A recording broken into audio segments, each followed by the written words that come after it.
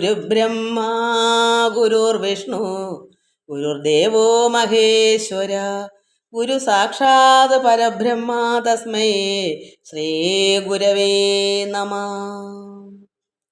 എല്ലാ ഭക്തമക്കൾക്കും എൻ്റെ വിനീതമായ പ്രണാമം. നമുക്കിന്ന് യോഗവും സിദ്ധിയാണ് വായിക്കാനുള്ളത്. കുറച്ച് മക്കളത് വായിക്കുന്നുണ്ട്. അവർക്കൊക്കെ ഇഷ്ടമാണെന്ന് തോന്നുന്നു. കാരണം ആധ്യാത്മികമായി ഇത് യഥാർത്ഥ ഗുരുക്കന്മാരുടെ കയ്യിലുള്ളതാ ഇങ്ങനെയുള്ള ഈ ഗ്രന്ഥങ്ങൾ. ഇത് അല്ലാതെ സാധാരണക്കാർക്കൊന്നും കയ്യിലില്ല. അതുകൊണ്ട് ഇത് രാധാ, ശിവാനന്ദൻ, ജയശ്രീ ബാബു, ഗീതാ നായർ, ശ്രീല, ജഗദമ്മ അവർ കമൻസ് ഇത്ര പേരെ തന്നിട്ടുള്ളൂ. ഒരുപാട് പേര് വായിക്കുന്നുണ്ട്. 100-200 പേര് വായിച്ചതായിട്ട് ഇതിൽ വ്യൂസ് കണ്ടു. 200-ൽ പുറത്ത് വായിക്കുന്നുണ്ട്. പക്ഷേ അത് മനസ്സിലാക്കുന്നവർക്ക് അറിയാം ഇതിൻ്റെ എന്താ. ഇതൊക്കെ നമുക്ക് പഠിക്കാനുള്ള ഇതൊക്കെ ഒരു നമ്മൾ എങ്ങനെയായി തീരുക, അങ്ങനെ വന്നെങ്കിലല്ലേ നമുക്കിതൊക്കെ ഈശ്വരകൃപ നമ്മളിലേക്ക് ഒഴുകി വരത്തുള്ളൂ. അത് വരണമെങ്കിൽ നമ്മൾ അങ്ങനെ ആയിത്തീരുന്ന ചുവടുകളാണ് ഇപ്പോൾ പഠിക്കുന്നത്. അത് പഠിക്കുന്നത് എന്താ, ഞാനത് ഇവിടെ അച്ഛനങ്ങ് പോയപ്പോൾ പിന്നെ ഇത് എനിക്ക് തന്നു, എന്നിൽ ഏൽപ്പിച്ചു. പക്ഷേ അത് ഞാൻ ആരെ ഏൽപ്പിക്കും? ഇങ്ങനൊരു സന്ദർഭം ഉണ്ടല്ലോ യൂട്യൂബ്. അപ്പോൾ ആവശ്യക്കാരല്ലേ എടുക്കത്തുള്ളൂ. അല്ലാത്തവരൊന്നും ഇത് വെറുതെ അറിയാത്തവരൊന്നും നോക്കത്തില്ല. ഇതിൽ താല്പര്യമുള്ളവരല്ലേ ഇത് നോക്കൂ. അപ്പോൾ എനിക്ക് അങ്ങനെ ആവുമ്പോൾ സമാധാനമുണ്ട്. അല്ലെ ഞാൻ എന്ത് ചെയ്യും? ആരെങ്കിലും ഏൽപ്പിക്കാതെ പോകുന്നത് എങ്ങനെയാ? ഇതൊക്കെ ഗുണമുള്ള കാര്യങ്ങളല്ലേ? ഇതൊക്കെ കിട്ടുന്ന രത്നമല്ലേ? അതുകൊണ്ട് കുറച്ച് മക്കൾ ഈശ്വരൻ അങ്ങനെ അവർ എടുത്ത് ആസ്വദിക്കട്ടെ എന്ന് കരുതി കാണും. എല്ലാവർക്കും നമസ്കാരം മക്കളെ. നമുക്ക് ദേവിയെ പറ്റി തന്നെ ദേവിയെ സ്തുതിക്കാൻ. അത് ഞാൻ പൂജ എടുപ്പിന് അന്നേരം പെട്ടെന്നൊരു നാമം എഴുതിയത്. പക്ഷേ അതിൻ്റെ ടൂണൊക്കെ അങ്ങ് മറന്നുപോയി. പിന്നെ ഞാനത് എടുത്തിട്ടേ ഇല്ല. ഇപ്പം നോക്കി ബുക്കിൽ കിടക്കുന്നു വിജയദശമി ദേവി സ്തുതിന്ന്. അന്ന് ഈ കഴിഞ്ഞ വിജയദശമിക്ക് എടുത്തതാണ്. അത് നമുക്ക് എങ്ങനെയും അങ്ങ് പാടാം. കാരണം അതിൻ്റെ ടൂൺ എന്താണെന്നങ്ങ് അല്ലേ അന്നേ പാടണമായിരുന്നു. ഞാൻ അത് ഓർത്തില്ല. അത് അന്നങ്ങ് കയ്യിൽ നിന്ന് മനസ്സിൽ നിന്നങ്ങ് പോയതാണ്. ദേവി സരസ്വതി വിദ്യാരൂപിണി ഞങ്ങളുടെ ചിത്തേ വാണരുളേണം അമ്മയല്ലേ നീ, ദേവിയല്ലേ നീ, അമ്മയല്ലേ നീ, ദേവിയല്ലേ നീ. നമ്മുടെ അമ്മയാണ് ദേവി. നമ്മുടെ അമ്മ, അമ്മയടുത്ത് പറയാം നമ്മുടെ ചിത്തത്തിൽ, നമ്മുടെ ഉള്ളിൽ വാണരുളണം. നമുക്ക് എന്താ ഈ വിദ്യകളെല്ലാം തരാൻ നമ്മുടെ ഉള്ളിലിരുന്ന് പ്രവർത്തി നമ്മുടെ നാവിൻ തുമ്പിലൊക്കെ ഇരിക്കണം. ദേവി സരസ്വതി വിദ്യാരൂപിണി ഞങ്ങളുടെ ചിത്തേ വാണരുളേണം അമ്മയല്ലേ നീ, ദേവിയല്ലേ നീ.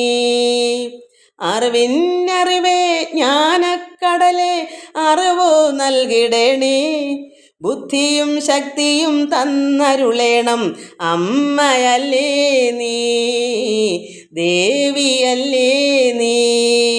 അറിവിന്നറിവേ ജ്ഞാനക്കടലേ അറിവു നൽകിടണേ, ബുദ്ധിയും ശക്തിയും തന്നരുളേണം അമ്മയല്ലേ നീ, ദേവിയല്ലേ നീ. അമൃതക്കടലേ വീണാപാണി നാവിൻ തുമ്പിലമ്മേ, വിളയാടേണം ഞങ്ങൾക്കെന്നും ദർശനം തന്നിടേണം. അമൃതക്കടലേ വീണാപാണി നാവിൻ തുമ്പിലമ്മേ, വിളയാടേണം ഞങ്ങൾക്കെന്നും ദർശനം തന്നിടേണം അമ്മയല്ലേ നീ, ദേവിയല്ലേ നീ, അമ്മയല്ലേ നീ, ദേവിയല്ലേ നീ. നമ്മൾ ആത്മാർത്ഥമായ അമ്മയെ പ്രാർത്ഥിച്ച അമ്മ അമൃതക്കടൽ, കടലുപോലെ അമ്മയിൽ അമൃതമുള്ളത്. ആ അമൃതം ഇങ്ങനെ ഒഴുകി നമുക്ക് തരാം. എന്താ കാരണം? നമ്മൾ എന്ത് ചെയ്യണം? ഭക്തി, പ്രേമമാകുന്ന പ്രേമത്തഴപ്പെന്നാ കഴിഞ്ഞ ദിവസം നമ്മൾ വായിച്ച. അമ്മയിൽ നമ്മൾ പ്രേമത്തഴപ്പ് വേണ്ടുവോളം അധികമായ പ്രേമത്തഴപ്പ് വേണം. ആ ഉദാഹരണം തന്നു. വാഴയ്ക്കോ ചെടിക്കോ വെള്ളവും വളവും ഇടുമ്പോൾ അത് തഴച്ച് വളരുന്നത് പോലെ പ്രേമത്തിനൊരു തഴപ്പുണ്ട്. അത്രമാത്രം കാഠിന്യമേറിയൊരു തഴപ്പാണ്. അത്ര ഉണ്ടെങ്കിലേ അമ്മയ്ക്ക് സന്തോഷമാവുള്ളൂ. സാധാരണ എല്ലാവർക്കും ഒരു സ്നേഹവും പ്രേമമൊക്കെ കാണുമല്ലോ, അത് പോരാ. അതിനേക്കാൾ ഉപരി വീണുരുണ്ട് കരഞ്ഞ് നിലവിളിച്ച് മാറത്തടിച്ച് അമ്മയെ താ താ താ എന്ന് പറയില്ലേ നമ്മുടെ അമ്മമാരുടെ അടുത്ത്? നിർബന്ധം കാണിക്കത്തില്ലേ? അതൊരു പ്രേമമാകുന്നൊരു ഭക്തിയാകുന്നത്. അത് അങ്ങനെ അങ്ങോട്ട് വേണം. അതാണ് അങ്ങനെ ചോദിച്ച് വാങ്ങിക്കണം. എന്താ ചോദിച്ച് വാങ്ങിക്കേണ്ടത്? അറിവ്. അറിവിനെ അമ്മയ്ക്ക് എത്ര ഇഷ്ടം. അല്ല ഈ ലോകത്തുള്ള കാര്യങ്ങളൊന്നും അത് വേണമെങ്കിലും ചോദിക്കുന്നത് ഇങ്ങനെയൊക്കെ. പക്ഷേ നമുക്ക് ഇവിടെ എന്താ നമുക്ക് വേണ്ട ആത്മീയമായ അറിവാണ്. ഈശ്വരൻ അറിവാകുന്നു. അപ്പം നാം അറിവാകും. നമ്മളെ ഉള്ളിൽ അറിവുണ്ടെങ്കിൽ ആ അറിവാകുന്ന ജ്ഞാനം ആണ്. അത് ജ്ഞാനാഗ്നി, ജ്ഞാനമാകുന്ന അഗ്നി. അതാണ് ആ പ്രകാശമാണ്. അത് അറിവ്. അറിഞ്ഞ് വരുമ്പോഴാണ് ഇതൊക്കെ നന്നായി മനസ്സിലാക്കി അറിഞ്ഞ് വരുമ്പോഴാണ് ആ അറിവിനെ നമ്മൾ തിരിച്ചറിയുന്നത്. ഇത് മനസ്സിലാക്കി വരുമ്പോൾ നമ്മുടെ ഉള്ളിലെ അറിവ്, അത് ആ ഉള്ളിൽ എന്താ ഇരിക്കുന്നത് ജ്ഞാനം, ആ ജ്ഞാനാഗ്നിയെ തെളിച്ചെടുത്ത് തിളക്കണക്കിൽ നമ്മൾ അറിഞ്ഞു വരണം. എന്നാലേ അത് നമുക്ക് അറിയാൻ പറ്റും.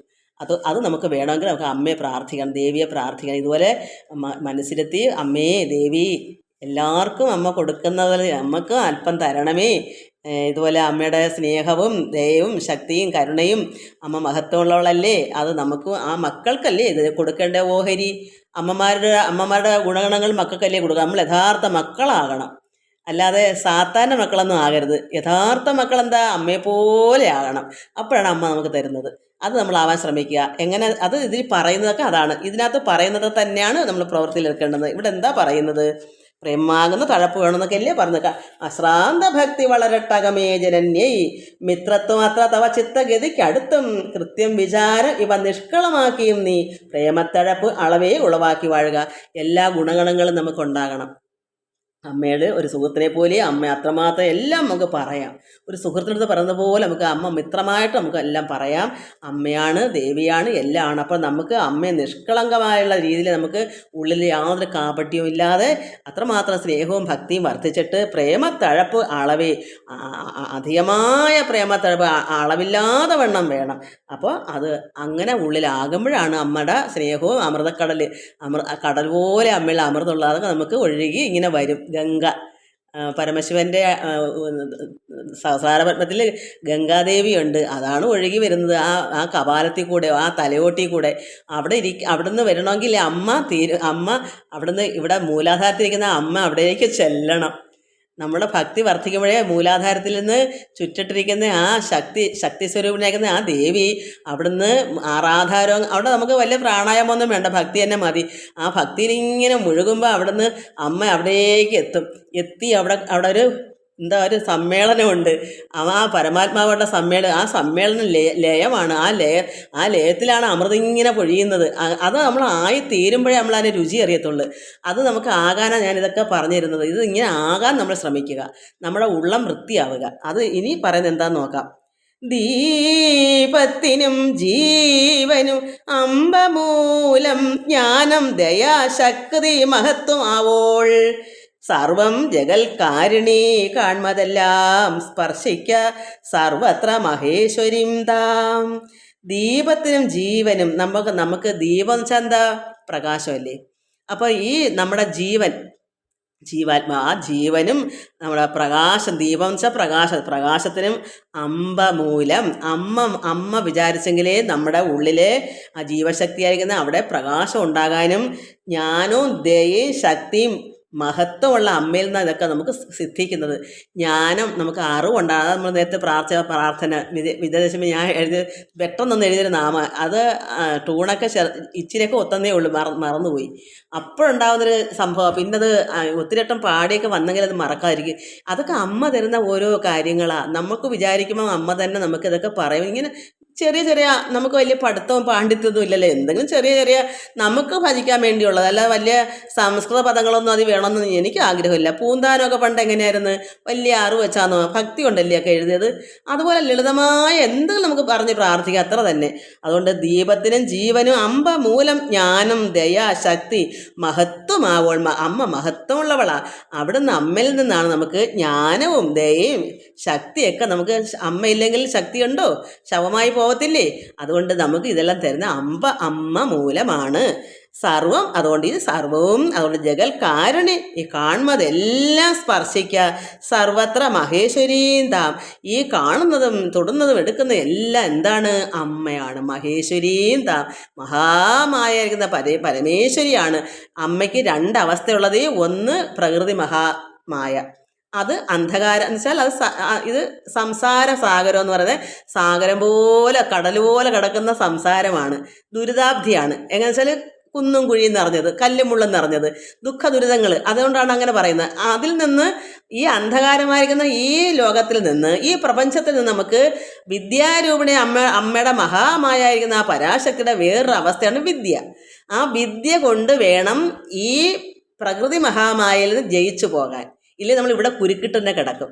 ഇവിടെ കിടന്ന് വീണ്ടും വീണ്ടും ജനിച്ച്, ഇത് അങ്ങനെയുള്ളൊരു പ്രപഞ്ചമാണ്. ഇവിടെ നമ്മൾ വീണ്ടും ജനിച്ചും മരിച്ചും എന്താ അന്ധകാരത്തിൽ കിടന്ന് ഉഴലുന്ന്. ഇവിടുന്ന് കര കയറണമെങ്കിൽ വിദ്യയായിരിക്കുന്ന അമ്മയുടെ മറ്റൊരു രൂപമുണ്ട്, പരാശക്തി, വിദ്യ, സരസ്വതി, മഹാമായ എന്നുള്ള അറിവാകുന്ന വിദ്യ. മറ്റത് അവിദ്യ, അന്ധകാരം, അജ്ഞാനം. ഈ ലോകം അജ്ഞാനം നിറഞ്ഞതാണ്, എന്നുവെച്ചാൽ അറിവില്ലാത്തതാണ്, മായയാണ്, അത് നശിക്കുന്നതാണ്, അത് ശാശ്വതമല്ല. അതുകൊണ്ടാണ് അത് അവിദ്യ എന്ന് പറയുന്നത്. നശിക്കാത്തതാണ് വിദ്യ. അത് അമ്മയുടെ മറ്റൊരു രൂപമാണ്. അത് എല്ലാത്തിലും, നമ്മളെ എല്ലാ ഉള്ളിലും ആ അമ്മ ഇരിപ്പുണ്ട്, ആ പരാശക്തി. അത് അന്തർലീനമായി കിടപ്പുണ്ട്. നമ്മളതിനെ ഉണർത്തി അറിവ് ഉണ്ടാകണം.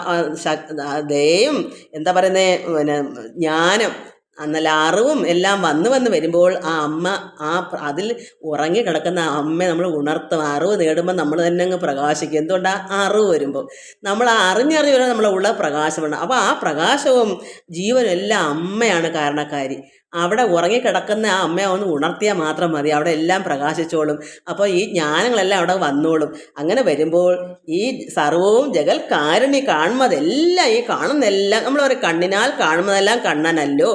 നമ്മളിവിടെ അമ്മയായിട്ട് പറയുന്നത് കാണുന്നതെല്ലാം അമ്മയാണ്. ഇവിടെ അമ്മയെന്ന് പറഞ്ഞാലും കൃഷ്ണൻ എന്ന് പറഞ്ഞാലും ഏകമാണ്, അവിടെ രണ്ടില്ല, ഒരു അജ്ഞാനവും വേണ്ട അതിന്. ഇവിടെ സൗകര്യാർത്ഥം നമ്മളിവിടെ അമ്മയെ പറയുന്നു. പുരാണങ്ങൾ വായിക്കുമ്പോൾ, ഭാഗവതം വായിക്കുമ്പോൾ കൃഷ്ണനെ പറയുന്നു. ഓരോ രൂപത്തെ പറയുന്നു. ഇതെല്ലാം ഏകാത്മാവാകുന്ന ഈശ്വരൻ്റെ പല രൂപങ്ങൾ, പല നാമങ്ങളോടുകൂടി അവതരിക്കുന്നതുകൊണ്ടാണ് നാനാത്വമായി എന്നേ ഉള്ളൂ. ഏകാത്മാവ് നാനാത്വമായി, അതുകൊണ്ടാണ് ഇവിടെ കൃഷ്ണ എന്നാ, മുരുക എന്നാ, അല്ലെങ്കിൽ ശ്രീരാമ എന്നൊക്കെ പറയുന്നത്. പക്ഷെ ഇതെല്ലാം ഏകമായിരിക്കുന്ന ഒരേ ഒരു പരബ്രഹ്മം തന്നെയാണ്. അത് രൂപം എടുത്തത് കൊണ്ടാണ്, ശരീരം എടുത്തതുകൊണ്ടാണ് ഇവിടെ പല രൂപത്തിൽ വന്നേക്കുന്നത്. അവർക്കെല്ലാം പല നാമങ്ങൾ, പല പേരുകളും വന്നു. ചിലർക്ക് ഒന്നിലധികം പേര് വരും, ചിലർക്ക് ഒരു പേര് കാണും. അന്ന് പറഞ്ഞ പോലെ ഇവിടെ ദേവന്മാർക്കെല്ലാം പല പല പേരുകളുണ്ട്. ഒരു പേരിന് അർത്ഥം പിടിച്ച ഒത്തിരി പേരുണ്ട്. ഇപ്പം മുരുകൻ എത്ര, ഷൺമുഖൻ, എന്തോ അറുമുഖൻ, സ്കന്ദൻ, എന്തൊക്കെയോ പേരുകളില്ലേ. അന്ന് പറഞ്ഞ കൃഷ്ണൻ എത്ര പേരുണ്ട്. അതുപോലെ തന്നെ അമ്മയ്ക്ക്, ദേവിക്ക് പല രൂപത്തിൽ പല നാമങ്ങൾ, എത്ര, ദുർഗ, ഭദ്രകാളി, മൂക, അങ്ങനെയൊക്കെ ഒരുപാടില്ലേ. ഇതെല്ലാം ഏകമായ ഒരേ ഒരു അമ്മ തന്നെയാണ്. നമ്മൾ പല രൂപത്തിൽ അങ്ങ് പറയുന്നതല്ലേ ഉള്ളൂ. അപ്പം നമ്മൾ എന്ത് ഉള്ളിൽ കാണണം?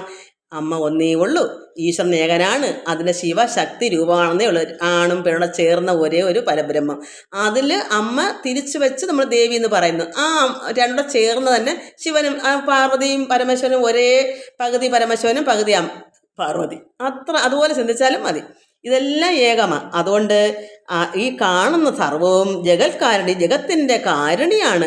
അങ്ങനെ കാണുമ്പോൾ അതെല്ലാം സ്പർശിക്കുക. സർവത്ര മഹേശ്വരി, സർവ്വതും ഈ കാണുന്ന ഗ്രന്ഥവും ഇത് എല്ലാം അമ്മ തന്നെയാണ്. നമ്മളെല്ലാവരും എല്ലാം അത് തന്നെയാണെന്ന് നമ്മൾ മനസ്സിലാക്കണം.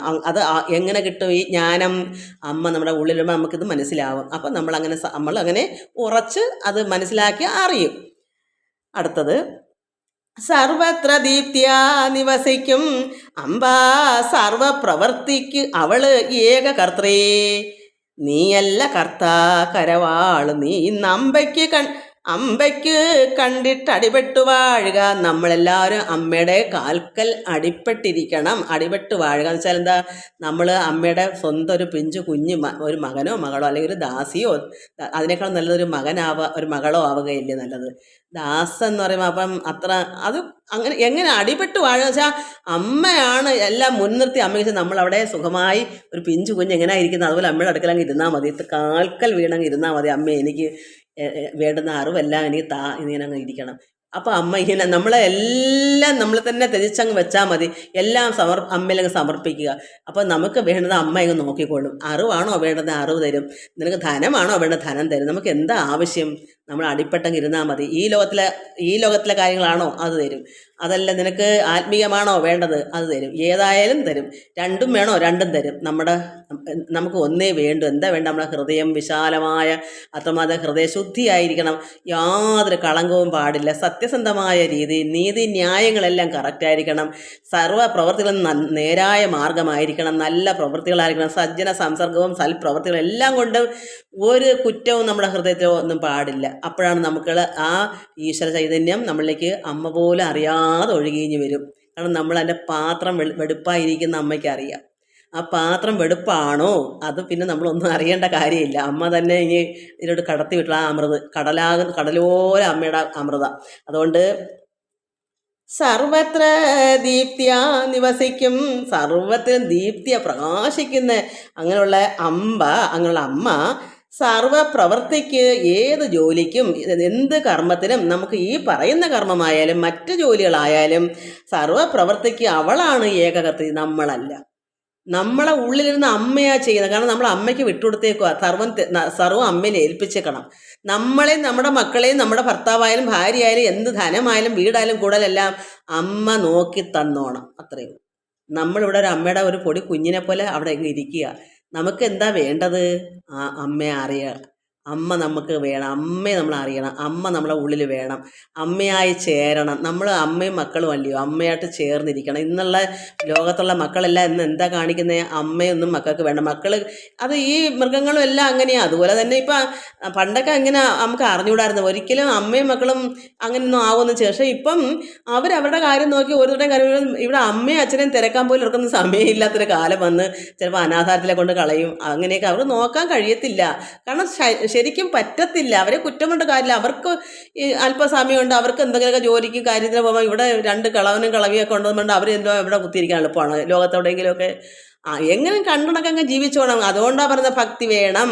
നമ്മുടെ അന്ത്യകാലത്ത് നോക്കാൻ വേറെ ആരും കാണത്തില്ല. അപ്പോൾ നമുക്ക് അമ്മയോ പിതാവോ മാതാവൊക്കെ വേണം. ഏത് മാതാവാ? പ്രകൃതി മഹാമായിരിക്കുന്ന പരാശക്തി ആ അമ്മ നമ്മുടെ ഉള്ളിൽ വേണം. അല്ലെങ്കിൽ പിതാവായ ദൈവം നമ്മുടെ ഉള്ളിൽ വേണം. അവർ നമ്മൾ താങ്ങിക്കൊള്ളും. വേദനയും വിഷമം വരുന്ന അല്ലാതെ ഈ മക്കളെ കൊണ്ടങ്ങനെ നമ്മുടെ വേദന മാറ്റാൻ പറ്റൂ? ഒരു വേദനയും ഉണ്ടാവാതിരിക്കാൻ പ്രാർത്ഥിക്കുക. ഒരു അസുഖം ഉണ്ടാവാതിരിക്കാൻ പ്രാർത്ഥിക്കുക. പ്രാർത്ഥന നന്നായി പ്രാർത്ഥിച്ചാൽ ദൈവം കേൾക്കും. അസുഖം ഉണ്ടെങ്കിലും അതങ്ങ് മാറും. അറിയത്തേ ഇല്ല. നന്നായി നമുക്ക് എന്ന് പറഞ്ഞിട്ട് വേണ്ടാത്ത അഹങ്കാരികൾക്ക് വേണ്ടത് ചെയ്തു കൊടുക്കാനോ എടുക്കാനോ ഒന്നും നമുക്ക് ഈശ്വരൻ ഇഷ്ടപ്പെടത്തില്ല. അങ്ങനെ ചെയ്തു കൊടുക്കാൻ വിടത്തില്ല, ഒരിക്കലും വിടത്തില്ല. ഇങ്ങോട്ട് ആരും വന്ന് അടിപ്പെട്ടിരുന്നാൽ ചിലപ്പോൾ നടക്കും.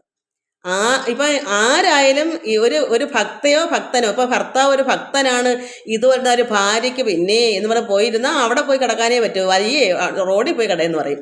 ഈശ്വരനും പറയും. പക്ഷേ ആ ഭർത്താവിന് അടിപ്പെട്ട് വന്ന് ഇരുന്ന് നോക്ക്, എൻ്റെ ഭർത്താവ് ഒരു ഭക്തനാ, അത് എനിക്കും അങ്ങനെ വേണം, എനിക്കും അമ്മയെ പ്രാർത്ഥിക്കണം, ദേവി എനിക്കും വേണം എന്ന് പറഞ്ഞ് ഭർത്താവ് അടിപ്പെട്ട് വന്നിരുന്ന് നോക്ക്.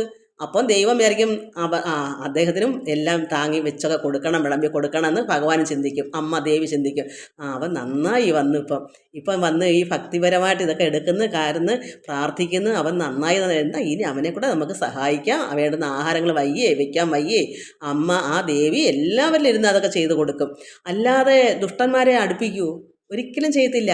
ഒരു യഥാർത്ഥ ഭക്തനെ അമ്മ സ്നേഹിക്കും. പക്ഷേ ആ ഭക്തനെ സ്നേഹിക്കുമ്പോൾ ആ ഭക്തൻ്റെ എന്താ പറയുക കൊക്കണത്തെ കൂടെ ഏതെങ്കിലും രീതിയിൽ മോശപ്പെട്ട് നടക്കുവാണെങ്കിൽ അവരെ നോക്കത്തില്ല.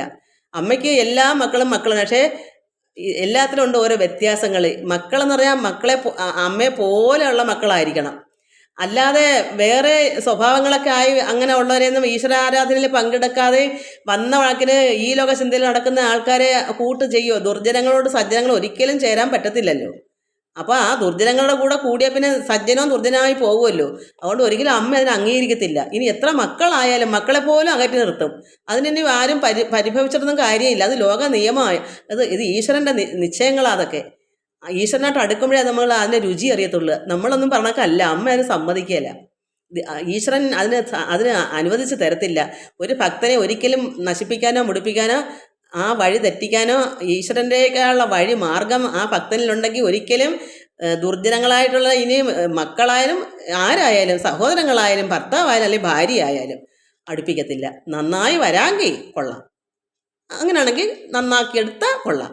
അതല്ലെങ്കിൽ രണ്ട് പാത്രമായിട്ട് ഇരിക്കത്തേ ഉള്ളൂ. ഈശ്വരൻ്റെ മുമ്പിൽ രണ്ടും കൂടെ ഒന്നാവത്തില്ല. ഈശ്വരൻ പറയും നമ്മൾ പറയാൻ പറ്റും, നദിയിൽ എല്ലാവരും കുളിക്കുന്നില്ലയോ, ദുഷ്ടനും സജ്ജനവും പക്ഷെ അത് വേറൊരു നിയമം. പക്ഷേ ആത്മീയമായ മറ്റ് ഇങ്ങനെയൊക്കെയുള്ള കാര്യങ്ങൾക്ക് അതിന് ദൈവ പൈതൽ എന്നാണ് പറയുന്നത്.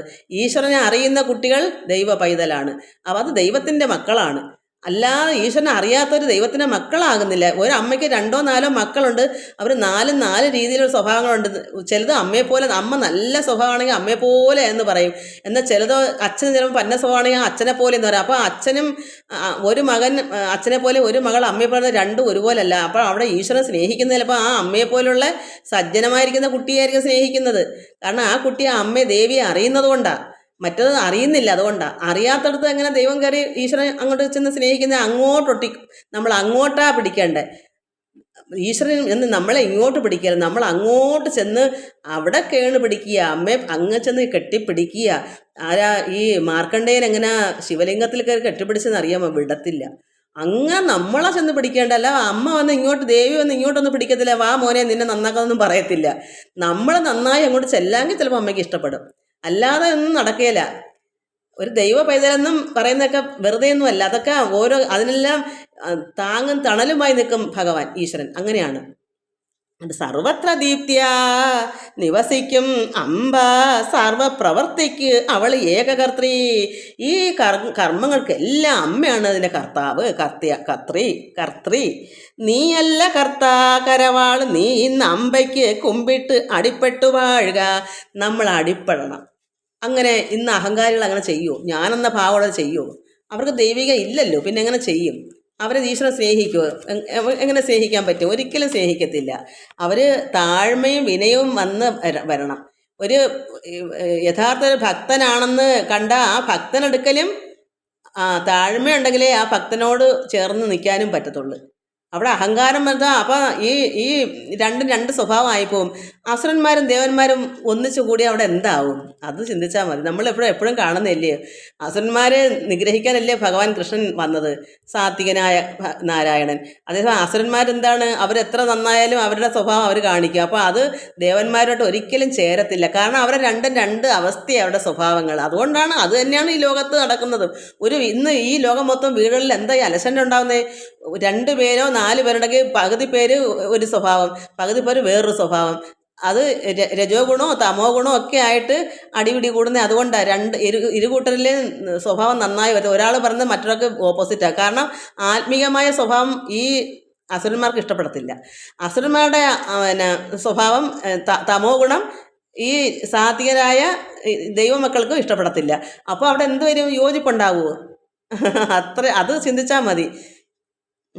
അപ്പം നമ്മൾ അടിപ്പെട്ട് വാഴണം ഭഗവാന്. എന്നിട്ട് ഇനി എന്താ പറയാന്ന് നോക്കാം. സ്വയം പരിത്യജിച്ചു ശാന്തിയെ ഭജിച്ചു കൊള്ളുക നീ, നിനയ്ക്ക വേണ്ട നിന്റെ കാര്യം ഏതു അന്തരാത്മനി. നിനക്കു നന്മ വന്നിടുന്നതിനു മാർഗം ആകവേ ധരിച്ചിടുന്നു ദേവി. സർവം അമ്പ തന്നെ ചെയ്വതും സ്വയം പരിത്യജിച്ച്. നമ്മളെന്താ അമ്മ പറയുന്നേ? നമ്മളെ തന്നെ പരിത്യജിക്കുക. അതായത് ഇതെല്ലാം നമുക്ക് ധനമോ വീടോ കൂടോ മക്കളോ ഭർത്താവോ ഭാര്യയോ നമ്മുടെ ദേഹമോ ഇതൊക്കെയും അമ്മയ്ക്ക് സമർപ്പിക്കുക. എല്ലാം അത് പരിത്യജിക്കുക എന്ന് വെച്ചാൽ എന്താ? നമ്മുടെ കാര്യങ്ങളെല്ലാം അമ്മയിലങ്ങ് അർപ്പിക്കുക. നമുക്ക് പിന്നെ അതിൽ യാതൊരു ശ്രദ്ധ വേണ്ട. നമ്മുടെ ധനമുണ്ട് അവിടെ നിന്ന് നമ്മൾ ചിന്തിക്കേണ്ട, അമ്മയിലങ്ങ് സമർപ്പിച്ചേക്കുമല്ലോ. ഇവന് അമ്മ കാത്തു കൊള്ളത്തില്ലയോ? ഒന്നും നശിപ്പിച്ച് കളയത്തില്ല. നമ്മുടെ ആവശ്യങ്ങൾക്കാണല്ലോ അമ്മ തന്നേക്കുന്നത്. അത് നമ്മുടേതാണെന്ന് നമ്മൾ അഹങ്കരിച്ചുകൂടാ. അതല്ല അമ്മയുടേതാണ്, അതല്ല അമ്മയുടെയാണ്. ഇതല്ല അമ്മയ്ക്ക് സമർപ്പിക്കുന്നു. അതുകൊണ്ട് അമ്മ കൊണ്ടെങ്കും പോകത്തില്ല, നമുക്ക് തന്നെ അനുഭവിക്കാം. പക്ഷെ നമ്മുടെ ഉള്ളിൽ നിന്ന് അതങ്ങ് പോയാൽ മതി. എൻ്റേതെന്നുള്ള നമ്മളാണ് ഇതൊക്കെ കാട്ടിക്കൂട്ടി വയ്ക്കുന്നത്, ഇത് ഞാനുണ്ടാക്കി എന്നുള്ള ചിന്ത വേണ്ട. എല്ലാം അമ്മ ഈശ്വരൻ തന്നതാണ്, അതെല്ലാം ഈശ്വരൻ്റേതാണ്. എല്ലാം അമ്മയ്ക്ക് സമർപ്പിക്കും. എൻ്റെ ദേഹവും അമ്മ ആ പരാശക്തിയുടെ അല്ലേ, ഈ പ്രപഞ്ചത്തിനെടുത്തതല്ലേ. അപ്പോൾ ഇതെല്ലാം ആരുടെ? എല്ലാം അമ്മയുടേതല്ലേ. ഇതിൻ്റെ കഴിക്കുന്ന ആഹാരം എവിടെ നിന്ന്? അതും ഭൂമിദേവി നമുക്ക് തന്ന എവിടെ നിന്ന് കിട്ടി? ഇതൊക്കെ എവിടെ നിന്ന് ഉണ്ടാകുന്നു? നമ്മളെന്തെങ്കിലും ജോലി ചെയ്യുന്നത്, അത് നമ്മളെ കർമ്മം ചെയ്യാനാണല്ലോ ഇങ്ങോട്ട് വിട്ടേക്കുന്നത്. കർമ്മം ചെയ്യാവിടെ ആര് നമുക്ക് കർമ്മം ചെയ്ത് തിന്നാൻ തരും? നമ്മൾ തന്നെ പ്രയത്നിക്കണ്ടേ? പക്ഷേ അതിൻ്റെ കാര്യകാരണങ്ങളൊക്കെ അമ്മയല്ലേ ഇവിടെ തന്നേക്കുന്ന പ്രപഞ്ചം. ഇതെല്ലാം നമ്മൾ മനസ്സിലാക്കിയിട്ട് എല്ലാം അമ്മയിലങ്ങ് സമർപ്പിക്കുക. സ്വയം പരിത്യജിച്ചു ശാന്തിയെ ഭജിച്ചു കൊള്ളുക നീ. നമുക്ക് പരിത്യജിച്ചെങ്കിൽ നമുക്ക് ശാന്തി ഉണ്ടാവും. എപ്പോഴും എൻ്റെ ധനം എൻ്റെ വീട് നമ്മുടെ ഇങ്ങനെ കാത്തു കെട്ടിക്കൊണ്ട് കിടന്നാൽ നമുക്ക് ശാന്തത ഉണ്ടാവുമോ? എപ്പോഴും ചിന്ത ഇതിലല്ലേ. അതുകൊണ്ടാണ് ഇതെല്ലാം അങ്ങ് മനസ്സിൽ നിന്ന് കളയാൻ പറയുന്നത്. നമ്മുടെ മനസ്സിൽ ഇത് ഒന്നും ആർക്കും നഷ്ടപ്പെട്ടു പോകാനല്ല പറയുന്നത്. നമ്മുടെ ഉള്ളിൽ ഒരിക്കലും നമ്മുടേതായിട്ട് ഉള്ള പാടില്ല, ഒന്നും നമ്മുടേതല്ല. പ്രമാണത്തിലൊക്കെ നമ്മൾ ചിലപ്പോൾ നമ്മുടെ വീടെന്നോ കൂടുന്ന അത് പ്രമാണത്തിൽ നാട്ടുകാർ കൊണ്ടുപോകാതിരിക്കാനാണ് നമുക്ക് ജീവിക്കേണ്ടത്. അതുകൊണ്ടാണ്. പക്ഷേ ഇതെല്ലാം അമ്മ തന്നതാണ്, അമ്മയുടേതാണ്. ഇത് സത്യത്തിൽ അതല്ലേ, നമ്മൾ വല്ലതും കൊണ്ടുവന്നതാണെന്ന് ഇവിടെ കാണാം. അവിടെ എല്ലാം ഈശ്വരൻ്റെതാണ്. അവിടെ സ്വയം നമ്മുടെ ദേഹം പോലും നമ്മുടേതല്ല. ഇതൊക്കെ പ്രകൃതി മഹാമായ നമുക്ക് തന്ന ദേഹമാണ്. അതുകൊണ്ട് സ്വയം പരിത്യജിച്ച് ശാന്തിയെ ഭജിച്ചു കൊള്ളുക. നമ്മൾ ശാന്തിക്ക് വേണ്ടി ഭജിച്ചു കൊള്ളുക. നിനയ്ക്ക വേണ്ട, നമ്മൾ ഒന്നുകൊണ്ടും നമ്മൾ ഒന്നും ചിന്തിക്കുക പോലും വേണ്ട. എന്താണ് നിൻ്റെ കാര്യം ഏതും, നമ്മളെ കാര്യങ്ങളൊന്നും നിനക്കേ വേണ്ട. നമ്മൾക്ക് എന്താണ് ചെയ്യേണ്ടതെന്നൊന്നും നീ ചിന്തിക്കണ്ട. നമ്മൾ എന്ത് ചെയ്യണം? ശാന്തിയെ ഭജിച്ചു കൊള്ളുക. നീ അമ്മയെ മാത്രം അങ്ങ് പ്രാർത്ഥിച്ചിരുന്ന് നമുക്കുള്ള ഈ അറിവുകളെല്ലാം നേടണം. ഇതൊക്കെ വായിച്ചും കേട്ടും മനസ്സിലാക്കണം. എന്നാലല്ലേ അറിവും കൂടെ വന്നെങ്കിലല്ലേ നമ്മൾ യഥാർത്ഥ ജ്ഞാനിയാകത്തുള്ളൂ. ഭക്തി മാത്രം, സ്നേഹവും ഭക്തി മാത്രം ഉണ്ടായാൽ ഒത്തിരി അറിവും കൂടെ, ഒരു പുഷ്പത്തിന് മണവും കൂടെ ഉണ്ടെങ്കിൽ എന്ത് രുചിയാ, എന്ത് ഒരു ഭംഗി, കാണാനും ഭംഗി, മണവും കൊണ്ട് എന്ത് രസമാണ്. അതുപോലെ തന്നെയാണ് അറിവും കൂടെ ഉണ്ടെങ്കിൽ, ഭക്തിയും എല്ലാം ഉണ്ടെങ്കിൽ അത്രമാത്രം ഭംഗിയല്ലേ ആ ജ്ഞാനത്തിന്. അതുകൊണ്ട് നിനയ്ക്ക വേണ്ട, നിൻ്റെ ഒരു കാര്യം നീ ചിന്തിക്കണ്ട. നിൻ്റെ കാര്യം ഏതും അന്തരാത്മന് നിനക്ക് നന്മ വന്നിടുന്നതിന് മാർഗം ആകവേ ധരിച്ചിടുന്നു ദേവി. നമുക്കുള്ള എന്ത് കാര്യങ്ങളായാലും അതിന് നമ്മുടെ ഉള്ളിൽ അന്തരാത്മനി, നമ്മുടെ ഉള്ളിൽ അമ്മ നിനക്ക് നന്മ വന്നിടുന്നത്. നമ്മൾക്ക് എന്ത് നന്മയാണ് വേണ്ടുന്നത് അതിന് അതിൻ്റെ മാർഗം ആകവേ ധരിച്ചിടുന്നു ദേവി. എന്താണ് നമുക്ക് ആവശ്യങ്ങൾ അത് മൊത്തവും അമ്മയുടെ ഉള്ളിലുണ്ട്. അമ്മ ധരിച്ചിടുന്നു ദേവി. സർവം അമ്പ തന്നെ ചെയ്വതും. ഇതെല്ലാം നമ്മളങ്ങ് ത്യജിച്ചാൽ സർവവും സ്വയം പരിത്യജിച്ച്, ഇതെല്ലാം സ്വയം സർവ്വ നമ്മുടെ ദേഹവും ഇവിടെയൊക്കെ എന്തൊക്കെ ഉള്ളത് അതൊക്കെ മനസ്സുകൊണ്ട് എല്ലാം സമർപ്പിക്കുക. അമ്മേ, എല്ലാം അമ്മയുടെയാണ്, എല്ലാം അമ്മക്ക് പിന്നെ അതിലേക്ക് ചിന്തിക്കേണ്ട ഒരു കാര്യമില്ല. നമുക്കുള്ള വഴി നടത്തുന്ന മാർഗം ഏതുമേ അമ്മ തന്നെ നോക്കിക്കൊള്ളും. മാർഗം വെച്ചാൽ വഴി, അതായത് മാർഗം ആകവേ ധരിച്ചിടുന്നു ദേവി. ദേവിയുടെ ഉള്ളിൽ ഇതെല്ലാം അറിയാം. നമുക്ക് ഏത് വഴിയാണ് നമുക്ക് വേണ്ടതെന്ന് തിരഞ്ഞെടുക്കുന്നതെല്ലാം അമ്മ നോക്കിക്കോളും. ഈ ലോകത്തിലേക്ക് വരുന്ന കാര്യങ്ങളാണോ, ആത്മീയമായ കാര്യങ്ങളാണോ, ഇത് ഏത് വഴിയായാലും ഇതെല്ലാം അമ്മ നോക്കിക്കോളും. നമ്മൾ എന്താ വേണം? സർവം മനസ്സിൽ നിന്ന് സ്വയം അങ്ങ് പരിത്യജിച്ചാൽ മാത്രം മതി. സർവം അമ്മ തന്നെ ചെയ്വത്, അമ്മ തന്നെ ചെയ്തു തരും. അമ്മമാരതിനാണല്ലോ. അറിവിടെ നമ്മുടെ ഒരു പിഞ്ചു കുഞ്ഞാണെങ്കിൽ, നമുക്ക് അറിവില്ലാത്ത കുഞ്ഞുങ്ങളാണെങ്കിൽ, അറിവില്ലാച്ചതിൽ നമ്മൾ ഈ പ്രപഞ്ചമായിട്ട് നോക്കുമ്പോൾ നമുക്ക് അറിവ് ഒന്നിനും ഉണ്ടെങ്കിൽ പോലും ഇല്ലാത്ത രീതിയിൽ അമ്മയുടെ അടുക്ക ഒരു കുഞ്ഞിനെ പോലെ ചെന്ന് ഇരിക്കുക. ദേവിയെടുക്ക ഒരു കുഞ്ഞിൻ്റെ മനോഭാവം ആയിരിക്കണം. നിഷ്കളങ്കമായൊരു കുഞ്ഞിൻ്റെ സ്വഭാവമായിട്ടാണ് അടിപ്പെട്ട് നിൽക്കുന്നത്. അപ്പോഴാണ് അവിടെ അമ്മയുടെ ഗുണഗണങ്ങളെല്ലാം, ആ മഹത്വങ്ങൾ, ആ ദയ, ശക്തി, ജ്ഞാനം ഇതൊക്കെ നമുക്കിട്ട് തരുന്നത്. അപ്പം നമ്മൾ അത്രമാത്രം അഹങ്കാരമില്ലായ്മയ്ക്കാണ് ഈ കുഞ്ഞിനെ പോലെ എന്ന് പറയുന്നത്. ഉള്ള അഹങ്കാരപ്പെട്ട് അമ്മയെടുക്ക് അടിപ്പെട്ടിരിക്കാൻ പറ്റത്തില്ല. ഈ അഹങ്കാരമുള്ളൊരു അമ്മ എന്തൊരു ദേവിയാ, ഞാൻ അനകളും കേമനല്ലയോ, അവർ അങ്ങനെയുള്ളവർ പോയി ഇരിക്കുമോ അമ്മയെടുക്ക്? അമ്മ എനിക്ക് വേണമെന്ന് പറഞ്ഞിരിക്കുമോ? ഇന്ന് പ്രസവിച്ച മക്കളായാലും ചെന്നിരിക്കത്തില്ല. ഒത്തിരി വളർന്നു കഴിഞ്ഞാൽ അമ്മയെക്കാളും വലിയവനാ അല്ലെ വലിയവളാ. നിങ്ങളാരാ? നിങ്ങൾക്ക് എന്തറിയാം? നിങ്ങൾക്കൊരു നല്ല അറിയാമോ? ഞങ്ങളൊക്കെ ഇന്നുപോലൊക്കെ പഠിച്ച് വലിയ ആൾക്കാരാണ്, ഞങ്ങളെ മുമ്പിൽ നിന്ന് നിൽക്കാൻ പോലും നിങ്ങൾക്ക് യോഗ്യതയില്ല എന്നുള്ള രീതിയിൽ അന്നത്തെ മക്കൾ. അപ്പോൾ അമ്മയ്ക്കുള്ള സ്നേഹം എത്രത്തോളം അങ്ങോട്ട് കിട്ടും? ഒരിക്കലും ഒരു പെറ്റ മാതാവായാലും അങ്ങനെയുള്ള മക്കളുടെ അങ്ങോട്ടൊന്ന് സ്നേഹം കൊടുക്കത്തില്ല. നാട്ടിലുള്ള വേറെ മക്കൾ കാണും കൊടുക്കാൻ, എന്നാലും അഹങ്കാരികൾക്ക് ഒരിക്കലും ആ സ്നേഹം പോകത്തില്ല. അതങ്ങനെയാണ്. അഹങ്കാരം ഇല്ലാത്ത മക്കളോട് മാത്രമേ സ്വന്തം പെറ്റ തള്ളയ്ക്കും ആ സ്നേഹം, യഥാർത്ഥമായ ഒരു സ്നേഹമുണ്ട്, ആ സ്നേഹം കിട്ടും. അല്ലാതൊക്കെ ചിലപ്പം കുറച്ച് സ്നേഹമോ മക്കളായി പോയില്ലയോ എന്നൊക്കെ കാണും. അല്ലാതെ ധിക്കാരികളെ ഒരിക്കലും യഥാർത്ഥ അമ്മമാർ സ്നേഹിക്കത്തില്ല. ധിക്കാരികളാണെങ്കിൽ അമ്മയെ ചവിട്ടി തേക്കുന്ന മക്കളെ, അതാണ്. അങ്ങനെ ലോകത്ത് പലയിടത്തും വെട്ടിക്കൊല്ലുന്നു. എന്തൊക്കെയാണ് ചെയ്യുന്നത്? കൊല്ലുന്നു അവർ. പിന്നെ ആ തള്ളമാരെന്തെങ്കിലും കർമ്മദോഷങ്ങൾ ചെയ്ത് വെച്ചിട്ടാവാം. എന്നാലും നമ്മൾ അറിയുന്നില്ലേ ഓരോ കാര്യങ്ങൾ. ഇന്ന് അമ്മമാർക്കോ അച്ഛന്മാർക്കോ എന്തെങ്കിലും വിലയുണ്ടോ? ഇന്നത്തെ മക്കളല്ലേ അഹങ്കാരികളായിട്ട് മുന്നോട്ട് നടക്കുന്ന. കുറേയൊക്കെ പഠിച്ചിട്ട് തോന്നിവാസം മയക്കുമരുന്നും കഴിച്ച് നടക്കുന്നില്ലേ? ധിക്കാരികളെ എത്രത്തോളം ഈ പെറ്റമ്മ സ്നേഹിക്കാൻ പറ്റും? ആത്മാർത്ഥത്തോടെ സ്നേഹിക്കാൻ പറ്റുമോ? പിന്നെ പെറ്റുപോയോണ്ട് ഭഗവാനെ ഇങ്ങനെ ആയി പോയല്ലോ, നന്നാക്കി എടുക്കണതൊക്കെ ഒന്ന് പ്രാർത്ഥിക്കും. ഉള്ള അഴിഞ്ഞ് അവരെ സ്നേഹിക്കാൻ പറ്റൂ? അവർക്ക് ഇങ്ങോട്ടില്ലാത്ത സ്നേഹവും ബഹുമാനവും ഒന്നും ഇല്ലെങ്കിൽ പിന്നെ നമ്മളെങ്ങനെയാണ് അങ്ങോട്ട് സ്നേഹിക്കാൻ പറ്റുന്നത്? ഇന്ന് ലോകം മൊത്തം അങ്ങനെ നടക്കുക. ആരെയും പറഞ്ഞിട്ട് കാര്യമുണ്ടോ? അനുഭവിച്ചേ പറ്റൂ. എന്താ ഇതിനെല്ലാം ചുവടില്ല? എന്ത് ചുവടാ? ആത്മീയമായിരിക്കുന്ന അറിവ് നേടാത്തത് കൊണ്ടാണ്. ഇത് മുതിർന്ന ആൾക്കാർ, അമ്മമാരും അച്ഛന്മാരും ആദ്യം പഠിക്കുക. അവർ പഠിച്ച് മക്കൾക്ക് കുട്ടിനാളൊട്ടേ കൊടുക്കണം. പിന്നെ ഈ കതിരിൽ കൊണ്ട് വളം വെച്ചാൽ കതിര് നന്നാവത്തെ. കതിര് പിടിക്കാറാവുന്ന കതിരാവാൻ സമയത്ത് നിലന് കൊണ്ട് വളം വെച്ചാൽ കതിരിനെ കിട്ടൂ. അതിന് കുട്ടിനാളിലെ അതിന് നടുമ്പോഴേ അതിന് ഓരോരോ സമയങ്ങളിൽ അതിന് വളം കൊടുക്കണം. അപ്പോഴാണ് ആ തഴച്ച് വളർന്ന് അതിന് നല്ല കതിരാവുന്നത്.